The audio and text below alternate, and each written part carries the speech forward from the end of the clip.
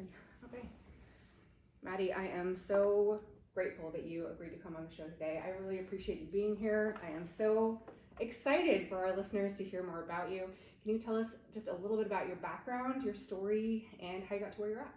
Yeah, absolutely. So my name is Maddy Muntz, or Maddy Muntz. I am currently about to start my master's in applied psychology for couples and family therapy. And I got into that because I am also a certified relationship coach, and I wanted to get the official credentials after my name. And yeah, I am a Seattle native, born and raised. I moved away for my undergraduate degree. I went to the University of Edinburgh in Scotland during that time, and I was able to travel when I was over there. I think we were just talking before we started the recording that yes. I took many 24-hour-long bus rides or longer to get to crazy places, traveling on a budget out there.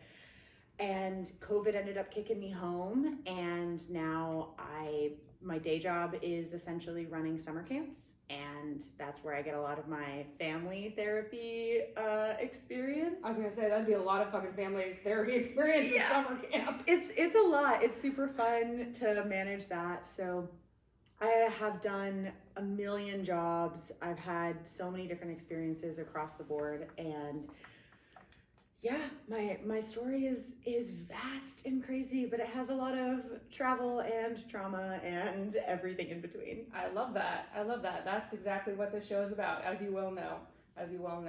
So that's really exciting. So it sounds like your undergrad was in Edinburgh. What was that like, being there, studying there? It was amazing and complicated. The system over there is very different education-wise. Right out the gate, you basically have 30% of your grade is your midterm and 70% of your grade is your final. There is no homework, there are no retakes, there are no redos. And that's for undergrad. It's for undergrad. See, I can understand that being a grad school requirement, but not for undergrad. So with that, it gave me a lot of freedom to go and do a little bit of whatever I wanted, right? Because I could study exclusively for the one topic I was writing an essay on in the first half of my semester, and then exclusively study the topic that I was writing my essay on for the second half of the semester. Yeah. Which gave me a lot more free time. And what I enjoyed about that is I could go to the lectures and almost treat them like a podcast until it was the lecture that I was working on. And then that one I read every single extra reading. So all the required readings, all the extra readings, I watched all the videos, listened to all of the different shows to really dig deep into the areas that I ended up writing on. So I became a bit of an expert in some areas, partially because it gave me the freedom to really, really engage with that specific topic within whatever class I was taking. Yeah. Which also gave me a lot of time to goof off and have fun. I was part of a dance society out there, so we would go, the month of February was basically a wash every single year, because every weekend we were in a different city in the UK competing, winning a lot. And what? Yeah, so it was amazing. That sounds like so much fun and such an amazing experience, and so different from how undergrad is done in the US. Yeah. Like, we're heavy on homework. Undergrad, it relies heavily. I mean, yes, there's midterm grades and final grades, but it's a lot of the in-between. It is, yeah. And there's a lot more hand-holding, and part of that is because in the UK they specialize a lot earlier. At 14 and 15, people have decided more or less what they're going to study in college. So it's very funny. I was friends with a lot of like math and physics people. You're very defined by your degree, because you go straight into your degree first year. You are a sociology major, you are a maths major, you are a physics major. Interesting. And so that's a really core part of your identity over there. I kind of in a similar way, I believe, to Greek life. Like, I am a, insert 3 Greek letters here. Right. And so with that, I would be hanging out with a bunch of like maths and physics folks. And I remember one time we were at a pub quiz, and like trivia? Yeah, like pub trivia. And I host trivia. I love trivia. It's so much fun. But the things that they wouldn't know was so shocking to me. For instance, there was like a photo round where they showed the very famous photo of the Tiananmen Square massacre of the man with the white bag and standing in front of the tank. Yeah. Like, everybody knows that, right? Yeah. And particularly with it being the UK, a lot of these British folks who have tons of friends from Hong Kong and everything, like this was all happening during a lot of the like umbrella protests in Hong Kong. And that photo came up and I was like, oh, so easy. They gave us an easy one. Right. And everybody's like, what is it? what is that? And you're like, am I really the only one who knows what this is? Yeah, I was like, that's Tiananmen Square, the Tiananmen Square massacre. Like, that's, hello? Like, do you not know the story? Because the story around that is amazing. The man who captured that, he was a journalist who was staying in a hotel because they sequestered all the journalists. Yeah. And he just happened, like his window's right there, and he happened to get that shot. And then I think he ended up having to like take the raw film and put it in like a plastic bag and like put it in his toilet because the authorities came. He had to hide it. Yeah, it was a really big deal to get that photo. I had no idea. Yeah, it was insane. So there's such a massive, rich history behind that, and it's so interesting. And I'm sitting there. And they didn't even know what the photo was. They didn't even know what it was. And I was like, do you know what the Tiananmen Square massacre is? And they're like, I think so. Is that a thing? And I'm like, come on, guys. Like, we're students. Like, you gotta, the Tiananmen Square massacre is all about student activism. Yeah. And they had no idea. Wow. So Yeah. it's just a whole different world, basically. Totally. Like, technically we speak the same language, but you really don't. Interesting. So this is, it seems like a dramatic shift to become a relationship coach. So how did you get into that? Yeah. So honestly, this is what my mentor, Elizabeth Ann Cunningham, says. People who become coaches have been coaching their whole lives in one way or another. I like that. And I definitely have been coaching when it comes to being like a camp counselor and a camp director. There's a lot of coaching involved in that. But ultimately it comes from just the fact that in my relationships, particularly my relationships with white men, I found myself coaching a lot, but I didn't have the words for it. So yeah. I was doing a lot of coaching and guiding and kind of, raising these men. They need a lot of training. They do. And it was always disappointing when I would be dating people who were older than me and I would bring up the concept of, hey, just be like, hey, I really want to go on a really true, proper date with you. We've been dating for 6 months. I don't even know what that is. Not at all. Yeah. And then they get offended when I bring up like, oh, well, this is how I conceptualize a date. This is how I think dates should go, which for me, I've worked really hard, and this is like absolutely a personal definition of mine. This is not like a standard by any means, but for me, a date should be planned in advance. Mm-hmm. And it should... Forethought? Oh my God. Yeah, I know. It really leaning into this idea of, if you've read the book Fair Play, it's an amazing book, but the woman, the author, I'm blanking on her name right now. That's okay. We'll insert it in. We can look it up. Yeah. So she has this idea of it comes from the project management world of conception, planning, and execution. Okay. So you must conceive of something, plan it, and execute it. And so that's a big part of a date. You have to think, I would like to take the person that I care about out on a date. I'm going to plan that date, make a reservation. Yeah. Just make a reservation. Or just come up with an idea of something to do. Exactly. If it's like mini stick golf, then go play mini stick golf. And then you're going to execute it. Yeah, you're going to execute it by like communicating effectively with your partner about like what is going on, because if I show up in stilettos and a mini skirt and you're like, oh, we're playing mini golf. Yeah. I'm going to be mad. This is not the appropriate outfit for exactly. that. Thank you. And so there's that. But then within the whole conceiving, planning, and executing all the stuff that happens beforehand, I believe that a really good date, particularly later into a relationship, needs to hinge upon 3 different concepts. So the first is both of you learning something new. Yes. So let's go to a cooking class. Let's go to a paint and sip. Perfect. Let's go rock climbing, or even going on a harder hike or something. Like, we're going to learn something new. We're going to build skills together. Yeah. The second is we're going to experience something together, like a true novel experience. And that can be as simple as going to a movie. Yeah. You're going to see a new movie together. Because how many times are you sitting on the couch with a partner and you're like, well, we should watch something on Netflix, and you're scrolling through and you've seen half of all the movies on Netflix and they've seen the other half of all the movies on Netflix. So you're never going to watch anything that is truly new together. Yep. So just go to the movie theaters.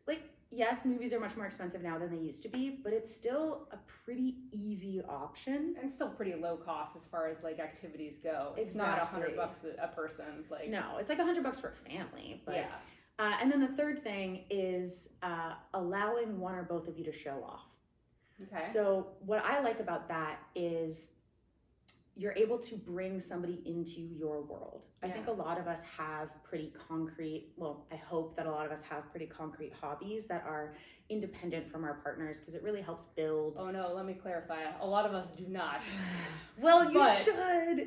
We should. Well, and that's, I think we get into, this goes into trauma, right? Because this is an insecure trait. Yes. Not to have not to have hobbies of your own, not to have a life of your own, not to have a life where a partner complements you, not completes you, is insecure. Absolutely, it's codependency. It's codependency. Yeah, you're looking for somebody to make you happy, and that's make just you not whole. And make you whole. Yeah, and that's just not how it works. Like, you have to have a whole life. You have to have your own hobbies and your own things and your own like entire life outside of somebody else to have a really truly successful healthy partnership. Yeah, absolutely. But even outside of that, if you don't have a core hobby, mine, I've been dancing my whole life, and I'm actually a competitive pole dancer. Oh, how cool. And so with that, I love to take partners to a beginning pole dancing class. Yeah. Partially because I get to show off, but also I find that folks who maybe haven't had those really core hobbies in their life previously, they can really struggle to understand the importance that it holds for me. Yeah. So a lot of times, people will want to schedule time with me, and I'm like, oh, I can't. I have a dance class that night. And they're like, well, can't you just cancel? You're like, no, but you can come to my dance class. Yeah, exactly. Or come share my experience with me. You can come meet me afterwards. Like, I know every single restaurant that is still open after 9 p.m. close to my dance studio, because like that's where I go out, that's where I hang out. It's really centered around dance. And my studio is here in Seattle. It's down in Soto. It's called Raven Studios, and I love it there. The community's amazing. I love all the people who are there, and they've really turned me into a much better performer, a much better dancer than I ever have been before. That's amazing. And I love it. So I love to take people to dance classes. My thing is like, you only have to go once. If you hate it, you don't have to come back. Don't go again, yeah.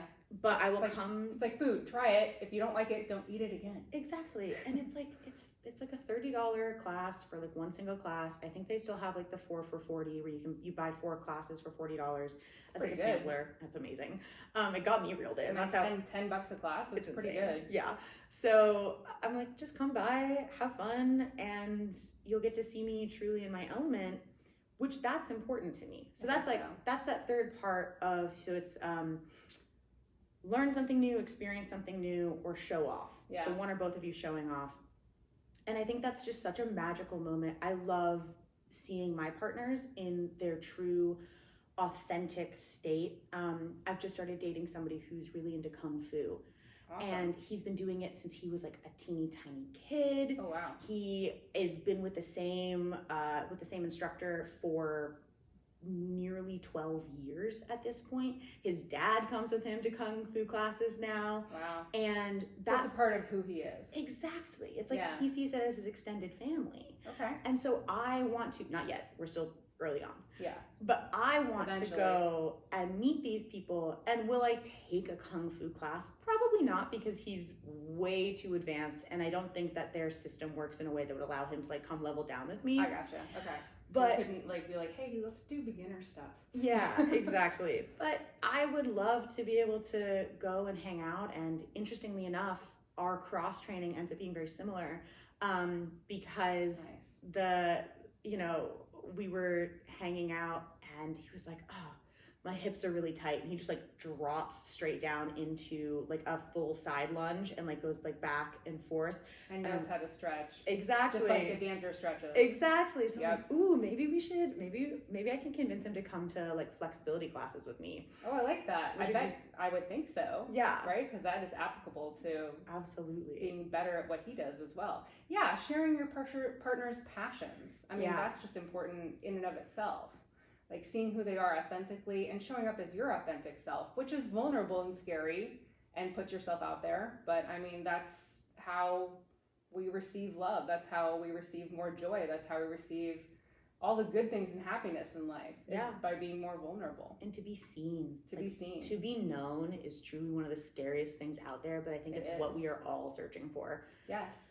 To truly be seen. Like, I think even people that are hiding, like, genuinely want to be seen. They just want someone to come find them. Yeah. They just don't want to do the work of, like, here, I'm going to set myself out there and step out and let you see me. I'm just going to wait for somebody to come and dig me out of my shell. They want to be Rapunzel. They want someone to come up to their tower and say, come rescue me. Yeah, let down your long hair. Come rescue me. Exactly. And I think that we have this misconception that it's women who are wanting to be rescued, and really it's a lot of men who need you to come up to their tower and say, Rapunzel, Rapunzel, let down your long hair. Yes. Because so we teach boys that they are not allowed to feel basically any emotion other than anger. Yes, because it's not manly, it's not masculine, and don't dare be vulnerable, because that's weakness, and that is such the biggest bullshit myth that exists for men. It really is, and all these guys are like, well, I just value logic over emotions, and I'm like, such bullshit. It's such bullshit, because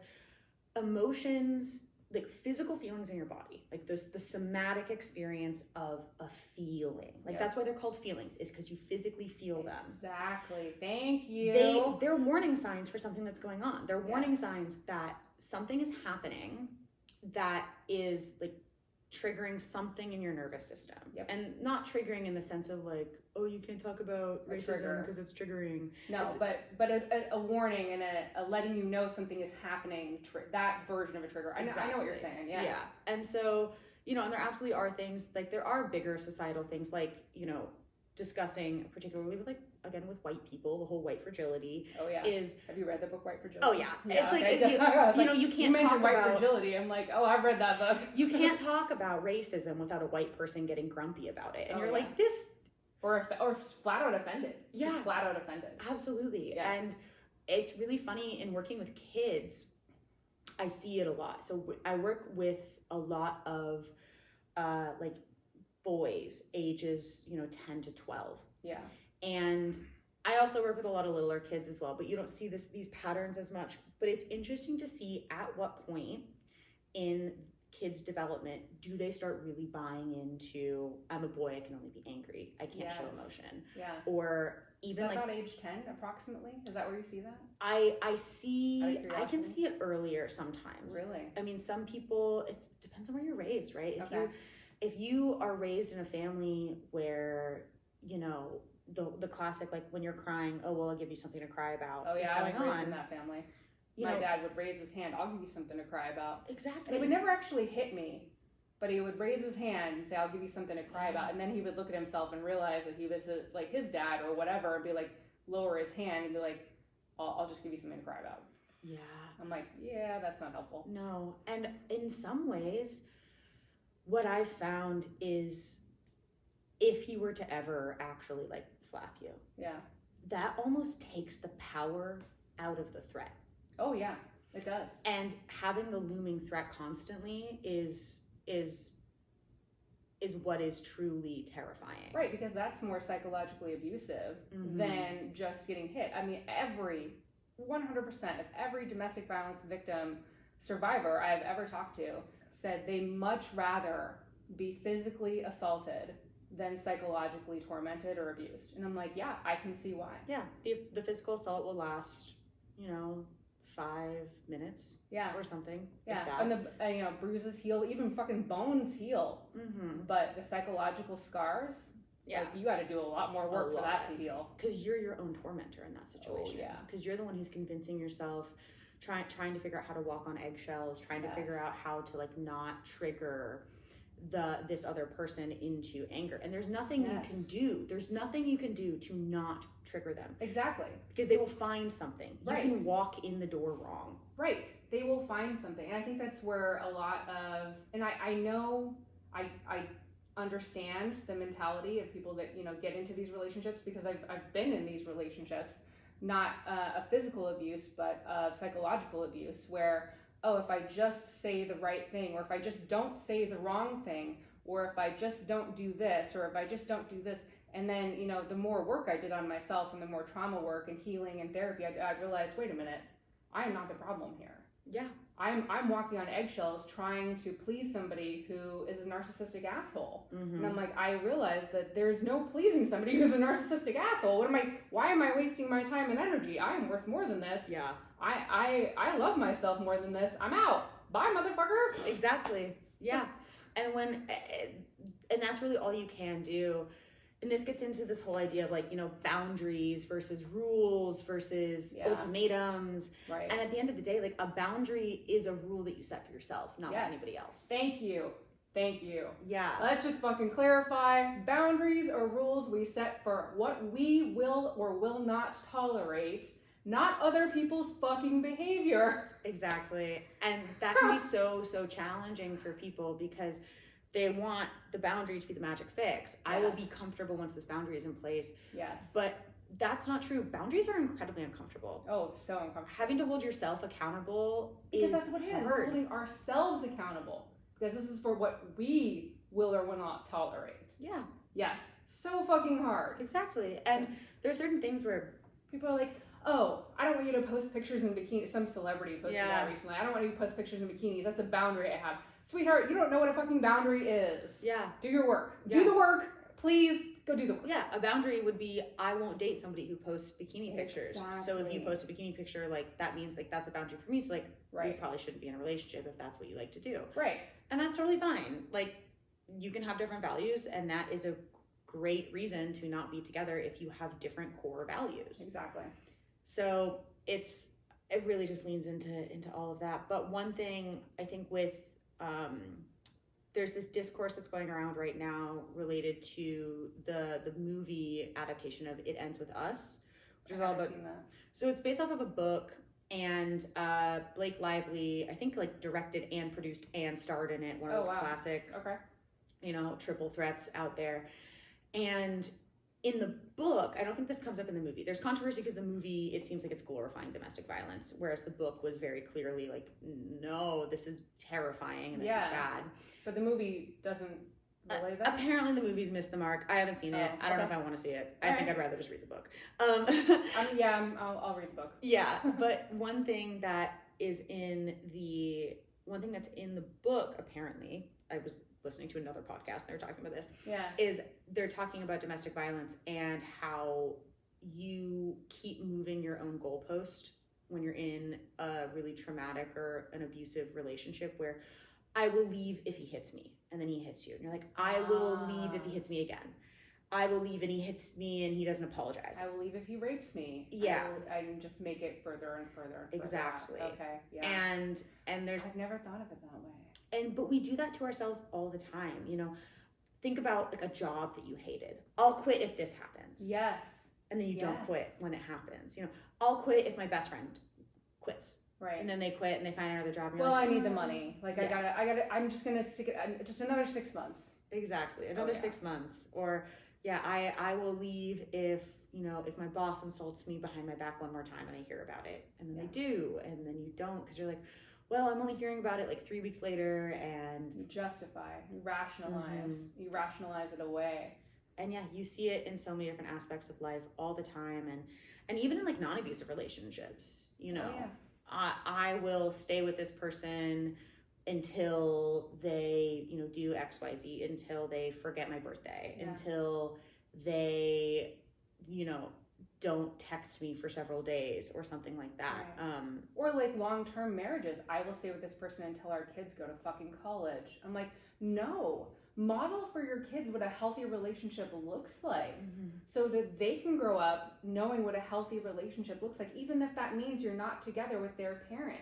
Yeah. Like then they know, you're like, oh, my mom and dad knew how to take care of themselves and they stopped fighting. Or even if they get along and don't love each other, like get the fuck out, like go and take care of yourself. Yeah, 100%.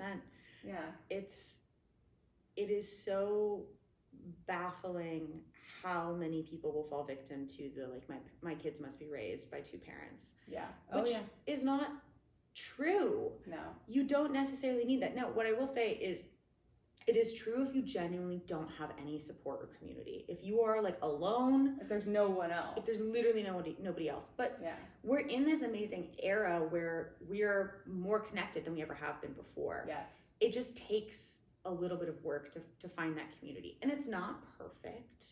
nothing's perfect. Neither are families. Yeah, show me a perfect family and I'll show you a lie. Exactly. Yeah. And it's just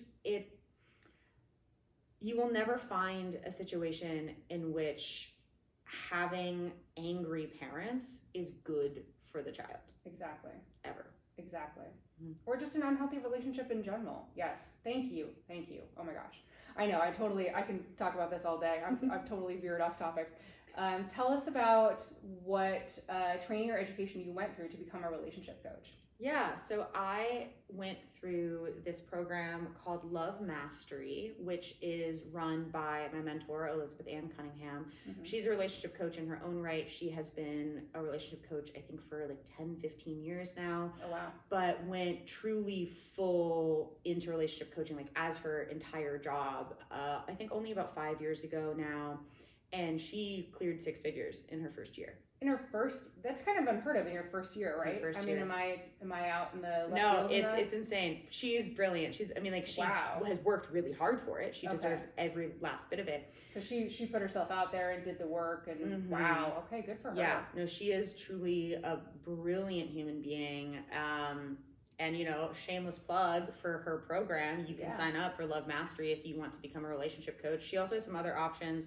She has like really high tier, true one-on-one coaching. I have no idea how much that costs, to be perfectly honest. That's okay. But it's not cheap to get her one-on-one because she's a busy lady. Yeah. But one of the easier points of access to her program is a program called Love Deeper, and that is group coaching. And when it comes to relationship coaching, I love group coaching. Yeah. Because to do relationship coaching outside of the context of any interpersonal relationships is a little weird. Yeah. So having people in your coaching cohort that you can lean on and work with and discuss different things with, I think is incredibly important, and it helps build these really strong relationships. Yes. I'm a little bit jealous of my sort of my peers, my classmates who did Love Deeper first before they came into Love Mastery. Oh, okay. Because they know each other so well. Because they got so invested in the course. Yeah. Okay. And it really does breed this really beautiful community. It is a program that is aimed a little bit more towards ethically non-monogamous folks. Okay. Because that's her whole niche. Is that her platform? Yeah. So she works with queer and ethically non-monogamous or polyamorous people. Love it. And that is where she finds a lot of her joy and where she finds a lot of her success. Though she has a niche for men as well, men who are trying to navigate those spaces. Really? Mm-hmm. There needs to, I'm glad there are people like her out there, because there needs to be people like her out there. Yes. There's not enough. There are not. Well, I mean, and also part of it is because a lot of the men who are trying to navigate these spaces wouldn't seek coaching. Yes, yeah, that's a good point. That's part of it. Unfortunately. But apparently she's great with the, straight-ish white men. Yeah. Because she doesn't let them get away with anything. Good. And she also Yeah. At the same time though, she encourages them to disagree with her. Okay. So one of her big things that she really imparted onto us as her little baby coaches is you should be able to challenge your client, and your client should be able to challenge you. I like that. Okay. Because I don't have a perfect window into their life. I don't know all the context, which is kind of the point. Right. A lot of people ask about the difference between coaching and therapy, and particularly as I'm about to start on my journey to become a therapist, I'm really keeping that difference in mind.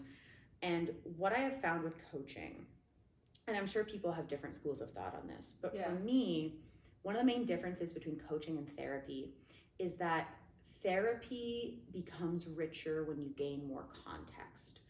Yes. You get to know somebody better and you get more of their life. And we were just talking about this idea of the genogram, which is like a really heavily fleshed out family tree, where in a drawing you can indicate things like addiction, death, the strength of relationships, the direction of relationships, abuse, neglect, all of these sorts of things like in one drawing. And when you learn how to read these maps, you can get a perfect snapshot of somebody's life from like their generation, their parents' generation, their grandparents' generation, which is incredibly powerful in therapy. In coaching, throw that away. Worthless. I don't want it. Because when I start a coaching session, I want you to come to me and I want you to say, hey, Maddy, this is the problem I want to work through today. And I will say, great, amazing. Let's dig into that problem. And you can tell me some context, and sometimes that's helpful. Yeah. But ultimately, when it comes to relationship coaching, what I like to do is dig into the root of whatever's going on. Like, what is the emotion that you need to process or regulate in order to be your true higher self when interacting with this person or interacting in this situation? Yeah. So take the example of, and relationship coaching is all types of relationships, not just romantic. So take the situation. Platonic as well. Massively. Familial. Absolutely. And familial. Yes. Like navigating difficulties or conflict or whatever. Yeah. I love that. You know, it's love like that. how there's this great example that I heard once, which was, you know, my mother is in the early stages of dementia. Okay. And I don't like talking to her on the phone because she tells me the same thing over and over again. And that's really hard for me to watch her decline like that.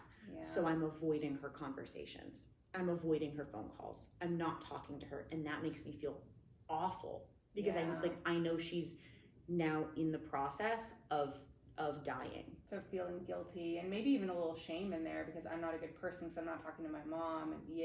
And she's struggling. And I think this is something that, you know, dementia is like a specific situation that's going on there, but I think that a lot of us can experience that struggle when that shift, when your parent starts to be the person you need to take care of instead of them taking care of you because they're getting older, is really hard to navigate. And so with that, starting an emotional process, I don't necessarily need to know that your mom was your best friend or that your mom was your biggest adversary. There's a lot going on in there. What I need to focus on as a coach is going in with almost a surgical precision, but with your guidance. Like, you'll tell me. I'll try and help you figure out what emotion you're feeling if you don't know. And then we will talk to that emotion because that emotion has something to tell you. Yeah. It is protecting you from something. It is serving you in one way or another because at the end of the day, that uncomfortable feeling is still a part of you. So there's a lot of this is a lot of overlap with therapy. It's just targeting it in different ways. Yes. And it's giving you very specific things to do about it. Okay. I am coaching you through something. Yes. So in that sense, you know, we will help you identify the emotion, find what it wants for you. Yes.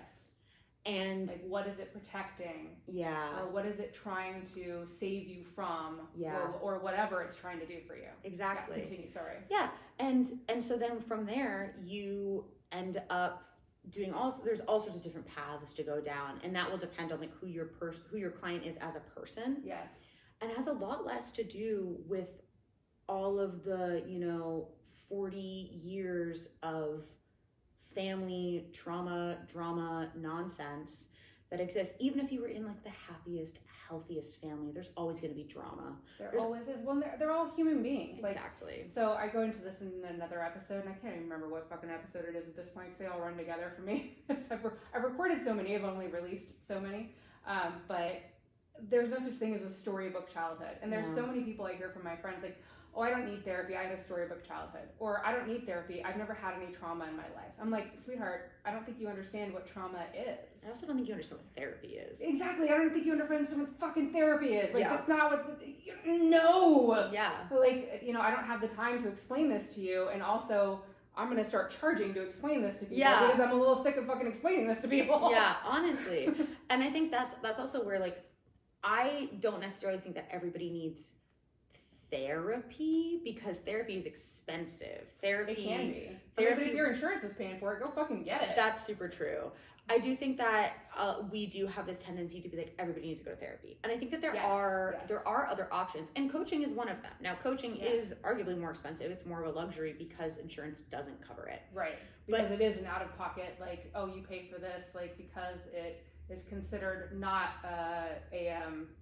what's the word I'm looking for? Necessity, not a necessity. Yes, it is. It is kind of seen as a luxury. Right. And I think that where coaching can be a lot more helpful than therapy is people who don't have underlying anxiety disorders or depression disorders, or personality disorders. Yes. Also, low-key, seek help. If you don't have an anxiety disorder and you're living in today's America, where have you been? Exactly. Thank you. What is going on? Thank you. Or some variation of depression, like depression or anxiety. I don't think I've met a human being that lives in the United States as an adult that doesn't have a variation of depression or anxiety. Like one of the two, at least in some mild form. Yeah. Like it just doesn't fucking exist. No, not at all.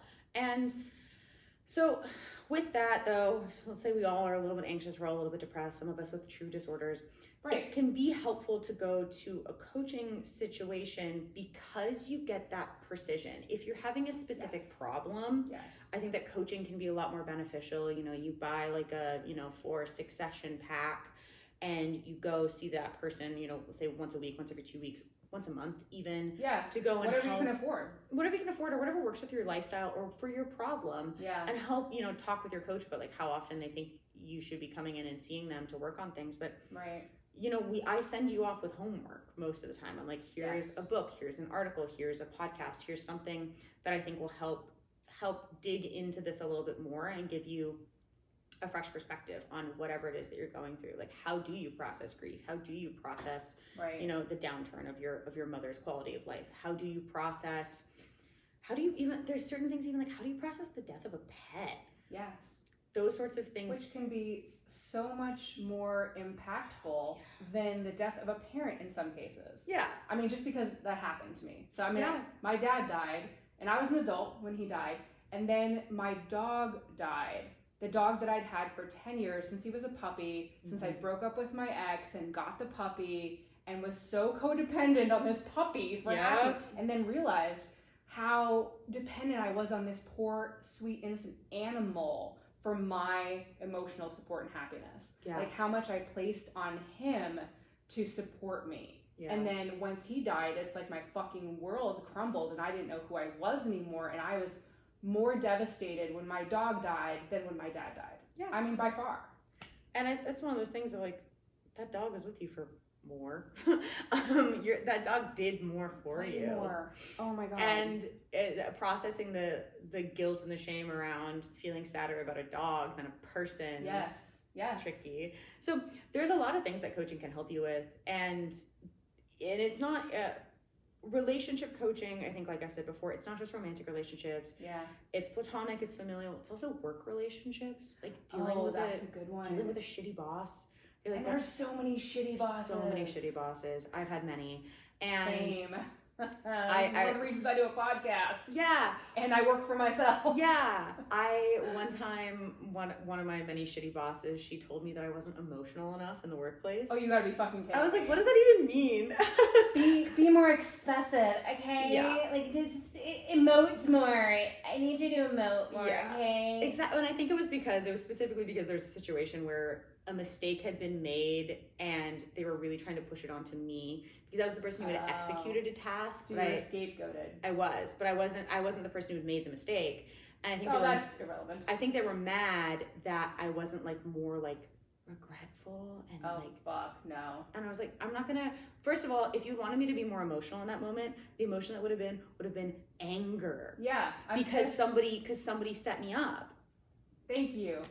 And that would, and I don't think it was an intentional setup, but somebody hadn't given me the tools that I needed to succeed. Like in this very specific situation, like there was a file that I didn't have access to that I couldn't even see. Like it, when I looked on my like H drive or whatever, like it's not even that I couldn't click into it. It was that I didn't see it. Right. The icon wasn't there. Yeah. So how was I going to complete the task in that manner using the files in that folder if I didn't even know it existed. And I was supposed Why didn't you go look on somebody else's computer for that? Exactly. I was supposed to be remorseful. I was supposed to be sad about the fact that, like, oh, I can't believe I messed this up so badly. And it's like, I actually didn't mess anything up. No. So not in the least. Not in the slightest. So there's stuff like that where, you know, let's go process that anger. Yeah. Let's go figure out, you know, where is that anger coming from? Why does this make you angry? And like, you know, if in that situation, like, I was angry because someone had wronged me publicly, like I'd been publicly sort of shamed. Right, and a sense of injustice in addition to the public shaming. Yeah, and then it's like, why am I still talking about this? What, it's the year 2024? Why am I still talking about this like 2-3 years later? That's because I have like a very deep fear of failure and getting in trouble. Let me guess, raised as a perfectionist? Yeah, a perfectionist? exactly. Oh, same. Right here with you. Yep. So getting quote unquote in trouble, right? Like as an adult, you can't really get in trouble. No, but you can feel like you're 6 years old again, and that you're in trouble with your boss or your parent or even your fucking coworker. Yeah. And they're like, why didn't you do this? And you will literally, it's a trauma response. It is a trauma response. I just had this conversation with my friend 2 nights ago where our bodies will literally shrink. Literally shrink because we're having the trauma response to I am in trouble, I am not good enough, or I am seen as unacceptable, or I'm not liked. Especially as women, I'm not being liked. I'm not good. What do you mean I'm not good? I'm not a good girl? That's exactly. I mean, it goes to that root of how old am I in this moment? Oh my God, I'm 6 years old in this moment.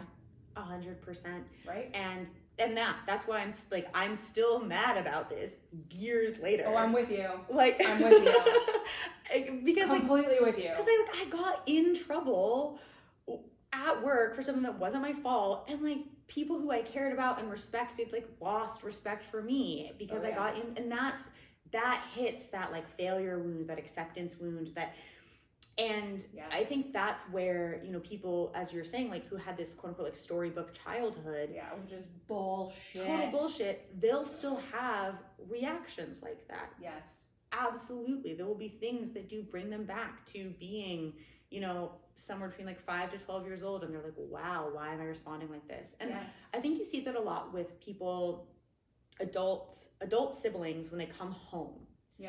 And they're like, why am I regressing back to how like the three of us would interact when we were 12? Because that's the dynamic that you had, and that's where your brain stays. And when you see that person or those other people, that's where you go to. That's where your brain goes to. And then you become that 12-year-old. You do. And I also love the phenomenon of this kind of American concept of going to the local bar the Wednesday before Thanksgiving, when everybody from high school is back in town. Oh, yeah. And everybody goes out, like we're all finally old enough to drink, we're all adults, we all have like our own lives, so then you come back and everybody is like a high school degenerate again together. Because that was the last time you saw those people. That's like a more lighthearted version of it. Yeah, I'm a high-powered corporate attorney, but let's go like fuck some shit up and break some mailboxes. Yeah, man. Yeah, let's go steal some traffic cones. Let's have like reckless sex with people we had crushes on in high school. Totally. Like, and caught by security, man, and break into the pool. Yeah, and so there's some joy in that regression, to be sure. Because there's nostalgia. Well, and you it's like it can be a positive regression because you're re-experiencing your childhood as an adult. And you're getting to experience that childlike joy that you had with more freedom to be yourself, right? And that's like why adults play and dance and have a good time. And I think for people that aren't addicts, let's preface this, I think why a lot of people will take drugs so they can loosen their inhibitions, and then you see them play like children and run and jump and have a good time and dance freely. Well, you had to have some drugs or alcohol to let yourself go to do that. But then you did it just like you were a kid. Exactly. Right? I think that people should stop doing drugs and start working at summer camps. I completely agree. I'm not a big fan of drugs. I mean, for me personally, I'm more liberal in my favor of like anybody should be able to put whatever they want into their bodies. It's your fucking body. Put whatever you want in it. I couldn't care less. Like, just because I'm not going to use it doesn't mean that I think you shouldn't use it. I don't care what you use. Exactly. But part of me is like, stop taking ketamine and start hanging out with a bunch of 6-year-olds and acting like a 6-year-old with them, and you'll probably have a better time, and you won't trash your body doing it. Right, and you won't damage your body.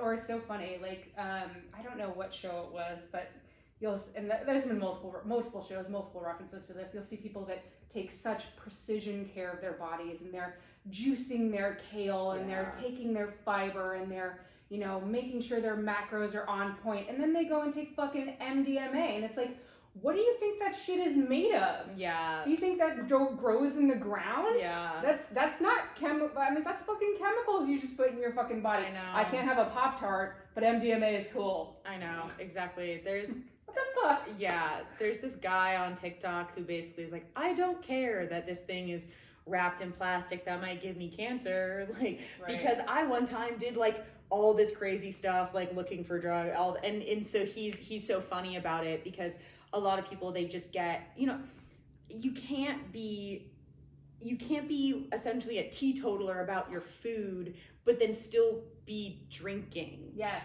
Oh yeah, and slam back shots at the end of the night. I totally had a kale and broccoli smoothie for breakfast, and then I put my like supplements in there, and then I had my extra macros at the end of the day. And then I went to bottomless mimosa brunch, and then I threw it all up. Yes. And then that was like, I mean, it balances out, right? Like there's a balance, right? Yeah. No, that's like toxic for your body and liver and and not to mention it's killing your fucking brain cells. But you know, I mean, you do you, sweetheart. Like if that's what you enjoy, then get down with your bad self. Yeah, it's, you know, it's everything in moderation, right? Everything in moderation. Yeah, I was joking with a friend of mine about how I eat in general, which is very, I think about food in a really interesting, simple way. I think it's interesting. Other people might think it's boring, but because I'm a competitive pole dancer, I need to be mindful of like my protein intake. So friends make fun of me for being a gym bro in that sense. But when I try and craft a meal, I'm always like, okay, well, I need something for protein for my muscles. Yep. I need some sort of fiber because, you know, girls gotta shit. Yep. And because also, like, a record number of young people aged like 25 to 35 are dying of colon cancer because they're so chronically constipated. Right, because they're eating this processed garbage and they're not getting any fucking fiber. So something for my muscles, something to make me poop, and then something for joy, which is usually like potatoes. It's usually potatoes. I love potatoes more than anything. But it's some sort of like starch or grain or pasta or something like that. You enjoy eating. Yeah, something that's going to make my brain happy, because like the carbs immediately become sugar, and I have a great time doing it. And since I was recently diagnosed with celiac, like as in a few years ago, so I can't do any gluten anymore, which is trash. Like, trust me, I'm more angry about it than anybody else. I could imagine. Everybody's like, "Oh, that sucks," and I'm like, "It sucks more." Yes, it sucks more for me. To be the one who can't eat the fucking, because they're like, "Oh, we can't go get pizza together. That sucks," and I'm like, "Sure, sucks to be you in this situation. Sure, dude." You're like, just find a place with gluten-free crust and I'll be there. Come on. Yeah. Dude. And so with that, you know, trying to find like joy in food again has been a struggle. But I'm getting there, and honestly, it's potatoes. Potatoes are my joy now. Potatoes are the best. I mean, they're starchy, they're delicious. Like, they're also one of the most satiating foods there are. And I don't think people realize they actually do have vitamins and minerals in them. It's not like they're devoid of nutritional value. I think it's just because a lot of people think of potatoes as exclusively as like French fries and potato chips. Right. And it's like garbage food. And it's like, no, dude, like a loaded baked potato. I post celiac diagnosis, so I make a killer bolognese sauce. Ooh, that's super good. And obviously normally you have like spaghetti bolognese, penne bolognese, whatever. Yeah. I just do potatoes with bolognese now. Yes. So I just like, that's so good. Get one of the biggest, clearly genetically modified potatoes that I can find at the supermarket. I love it. The ones that are like bigger than your head. I'm like, perfect. Yes. And I like chuck that in the oven for probably too many hours, so it gets like extra super soft. Like when you get them at restaurants, I slather it in so much butter and then just like plop a giant scoop of bolognese on it, and it's my favorite dinner in the world. I love that. Yeah. I know you and I could talk forever, and I think that this might need to be a 2-part series. I'm super happy to do that. So I just want to wrap this up really quickly and do the 10 question rapid fire. Great. And then I would like to extend this into another series. Amazing. What piece of art, movie, show, or any sort of creative work really was influential for you, and why? Jigsaw, which is not the Saw movie. Okay. Daniel Sloss's comedy special, Jigsaw. I think everybody should watch it. Okay. I won't give it away, but it is going to change the way that you think about relationships in your life forever. I like that. I can't wait to watch that now because I haven't seen it. And it's hilarious. I also like hilarious. We all need to laugh. What do you do to decompress? I love being horizontal. It is my favorite thing in the entire world, is to just be laying down. Just lay down. I lay down, and I love my actual play Dungeons and Dragons podcast. So I lie down and I listen to people play D&D, and that is my favorite thing. I love it. That's an excellent way to decompress. I love it. What is the last self-improvement and or trauma book you read and highly recommend? Ooh, Radical Candor. It's the one that's sitting on my dining room table right now. Yes. It is about how to be a better manager, but it's good for everybody in terms of how to manage relationships with honesty and integrity. I love that. Okay. What movie are you currently or book are you currently recommending to anybody who will listen? Ooh, Fourth Wing. Fourth Wing. I don't know that. Dragon Rider book. It's amazing. I love that. Okay. What is the top of your travel bucket or wish list? And we'll get into your travel experience in the second part of the episode. I really want to go to South Korea. Yes. I want to do the beauty tourism thing. I really, really want to do that. I want to buy all the sunscreen. I love that. That is also on my list, by the way. I love that. What is the best travel story you've ever heard? It can be yours or it can be somebody else's. Ooh, best travel story I've ever heard. I was in Costa Rica this past winter, and while we were down there, we were there with we were on like a guided trip. Yeah. And one of the guys, he was from Italy originally, and he was telling us about how when he was leading a bike trip down in New Zealand, they at one point, the full road got flooded that they were meant to be biking on, and they were stranded and had to end up camping out in like the middle of nowhere in New Zealand, because it was like them, their van, and their bikes, and luckily they had all their stuff in the van, and so they just ended up like having to camp with all these like you can't go anywhere. They're just you literally can't go anywhere. You're totally stuck. Wow. Okay. Yeah, that's pretty good. Yeah. I'm pretty impressed. What is the most useful travel purchase or items that you've ever made or had? The most useful, it has to be this external battery pack that comes with the cords physically attached to it. Oh. So you don't have to plug anything into it, and it pops the little plug to plug it into the wall, so it charges, just pops right out of it. Oh, that's so you don't need any cords at all. It is genuinely one of my favorite things that I own for travel or not. I basically have it on me at all times. I love that. Okay, I'm gonna have to get a link for that. Mm-hmm. What is for dinner tonight? The foodie in me needs to know. Ooh, I started marinating these like chicken thighs last night. Actually, I had it for dinner last night, and I'm gonna make a fresh batch again tonight. And it's this like kind of like Asian style chicken, and you take a whole bunch of green onions, some fish sauce, ground ginger, garlic, and then half an apple. That's what makes it sweet. And then you blitz it in, I think there's like some other oils and stuff in there as well. And then you blitz it and you marinate the chicken in that. Oh, like a ton of rice wine vinegar. Honestly, it's the rice wine vinegar that makes it tender and really good. And then you just pop it in the oven at 400, 20 minutes each side, and you are good to go. That sounds super tasty and loaded with healthy protein. Yes. I love that. Okay. What 4 songs or music would best describe who you are to somebody who doesn't know you? Ooh. Okay. It has to be like, I think Femininomenon, Chapel Rowan is up there. Okay. We love Chapel so much. And then I think you could take just about any Hosier song, but probably That Would I, Hosier, Femininomenon, Chapel Rowan, then Between Villages, Noah Kahan, and then probably right now it probably has to be Guess by Charlie XCX and Billie Eilish. Good choice. Yeah. Good choice. I love it. And just to wrap up, we won't do the same questions in the next segment, but in this part, what advice would you give for somebody who is struggling with not being able to find a therapist? Ooh, the advice that I would give is to reach out to me. Yes.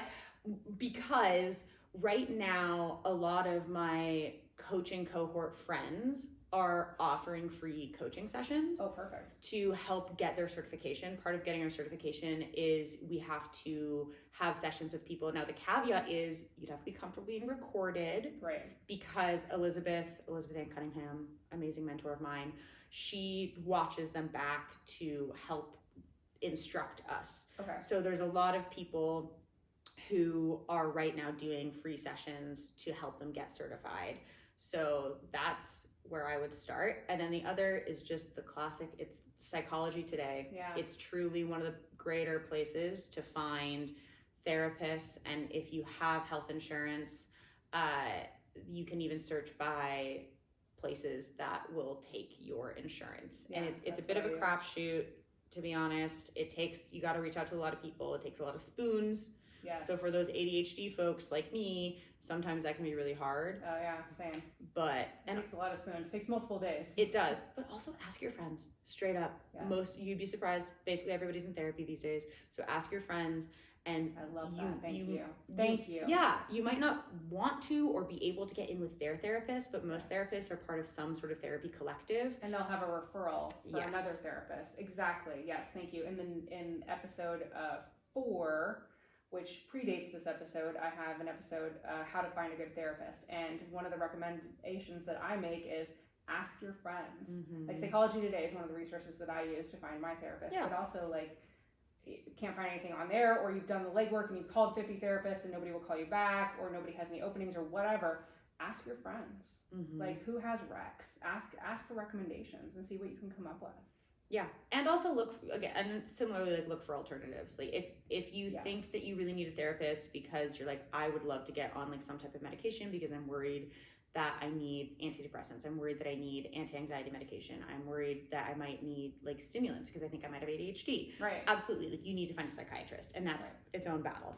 Yes. But it's a whole different battle. Too. It is. People sometimes conflate these two, and these are two different things. Like the psychiatrist is the one who prescribes meds. Yes. They sometimes do talk therapy. Yes. But that's often not their forte. They are usually just there to prescribe meds and move you along to somebody who does talk therapy. Exactly. Yes. So definitely want to access that. But I mean, finding coaching, finding group coaching opportunities, workshops, all that sort of stuff can be incredibly helpful. And sometimes they are a little bit pricier. I mean, for my coaching certificate, I paid $5,000 up front, but it was for 11 months of instruction. And with that, it comes with, I basically have free access to Elizabeth for coaching sessions. I mean, $5,000 is not a lot for 11 months. For 11 months? I know. I wouldn't think so. No, people in beauty college pay more than that for what, 3 months? Yep. Yeah. I mean, that's fairly reasonably priced. It is. And I don't know if that price is staying the same. Like if anybody listening is wanting to sign up for the coaching certificate course with Elizabeth Ann Cunningham, the price might be going up. I'm not 100% sure, but one of the nice things is that I got a lot of coaching through that. I have become a significantly better person by learning how to be a coach, because she forces you to process through your own garbage and to be able to help other people. Because you kind of have to. You absolutely have to. Yeah. And with that, it was a pricey experience up front. And I think that she even has payment plans, but you get all of this access. And after the course is done, you have permanent access to the course forever. Oh, perfect. If she adds anything to it, you will be able to access that. You can hop into her Zoom room while she's doing any of the Love Mastery classes at any time as a Love Mastery alumni and go and get a refresher. That's excellent. Yeah. So you have access to it basically for life. For life, until she stops doing it, basically. That's wonderful. Well, how do our listeners get a hold of you if they're interested in starting a coaching session with you specifically? Because now they know you and love you like I do. So the way you get a hold of me is there will be a Calendly link that you can use to schedule a call with me if you would like. And I believe my email will also probably end up being in the description. It'll be in your bio. Amazing. Perfect. Yep. So my email is Maddy, MADDYAMUNTZ @gmail.com. You can just shoot me an email or you can just schedule directly with my Calendly for a discovery call. Yep, and those links will be in her bio. Yep, and we can connect there, and I'm super excited to meet you all and learn about all your problems and help you fix them and process emotions. And I can say firsthand, I've had direct experience working with Maddy as a relationship coach, and she is otherworldly, next level, phenomenal. You'd be lucky to get in. If you can get in, fucking do it. Absolutely. There is no hesitation on my part whatsoever. I highly recommend Maddy as a coach.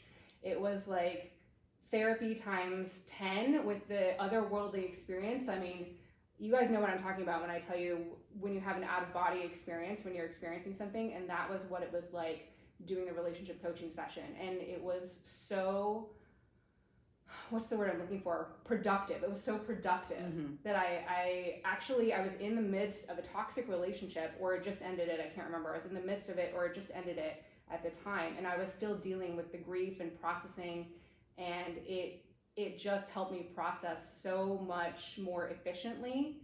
And I was able to answer those internal questions for myself by working with Maddy directly. And it was just absolutely amazing. You guys would be lucky to get in. I don't know if you can get in, she's really busy, but if you can get in, absolutely, you'd be lucky to get her services. Well, thank you for the vote of confidence. Thank you for being here, and I cannot wait to have you back. Amazing. Thank you so much. Thank you.